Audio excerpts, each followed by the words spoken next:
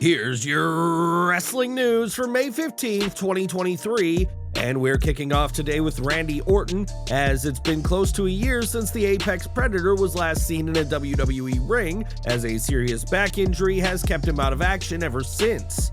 Initially, WWE had hoped that Orton would be back in time for SummerSlam 2022, which obviously didn't happen, and now some are saying he should be done in the ring. Speaking to WrestleBinge this week, Randy's father, Cowboy Bob Orton, spoke about his son's condition and revealed that doctors feel he should retire from wrestling. He said, "He's training, so we'll see what happens. I don't know. If he feels like he's ready to go back, I think he might, but again, he's pretty well taken care of. I don't think he needs to, and I think the doctors have told him not to, but Randy will do what Randy wants to do." It was shortly before Orton's injury that the Legend Killer celebrated 20 years on the main roster and said at the time he hopes to wrestle for another decade and maybe more. As to whether Orton will reach another decade, time will tell, but the future, both short and long term for Randy, remains very uncertain. Orton has amassed a legion of loyal fans throughout his WWE career, and it's safe to say this update has not gone down well with audiences. On Twitter, several fans reacted to the advice doctors have given Orton, with one saying they were going to cry and another calling it the worst news ever.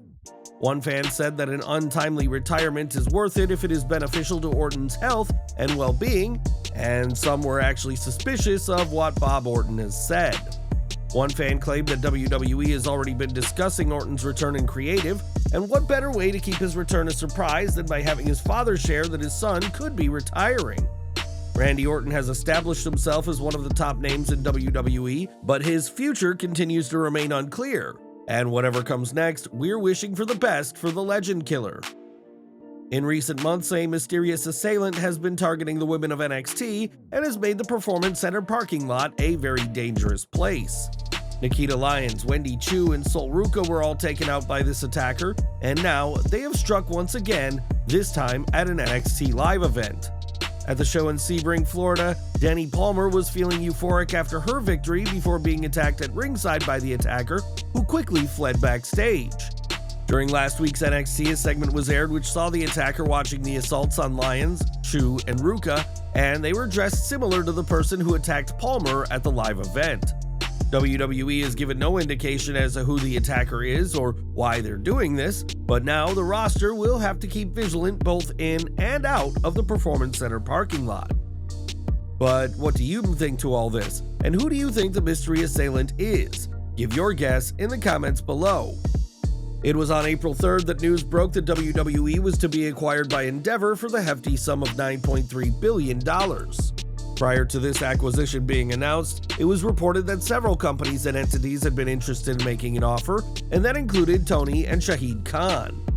While speaking to the Maggie and Perloff show, Tony Khan confirmed the reports that he was interested in buying WWE, and despite not being the company's owner, will keep a watchful eye on the company. He said, "It'll be very interesting to see what happens with that sale. Certainly in many ways, it's a big positive to the pro wrestling business."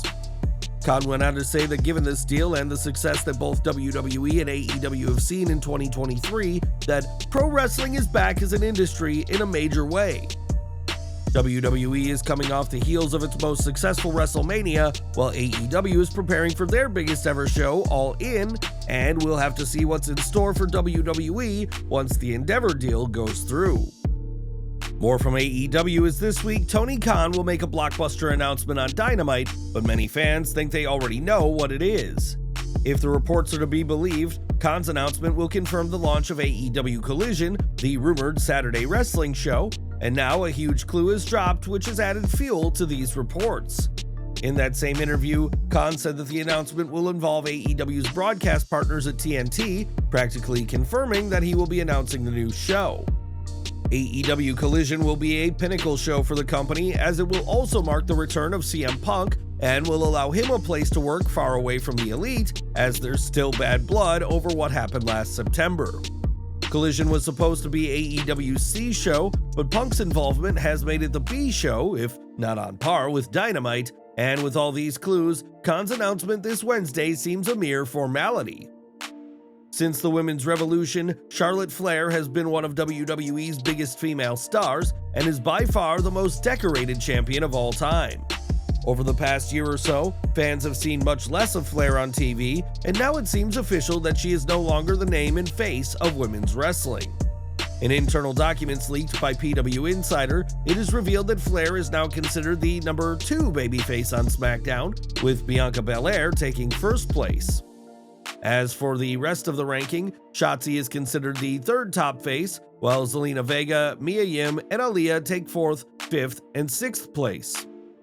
As for the heels, Asuka cemented her top spot with last week's SmackDown, while Bayley, Lacey Evans, Scarlett, B-Fab, and Tamina follow behind the Empress of Tomorrow. Flair not being the top name on SmackDown is a huge change to how things have been for years, and who do you consider the top face and heel for the women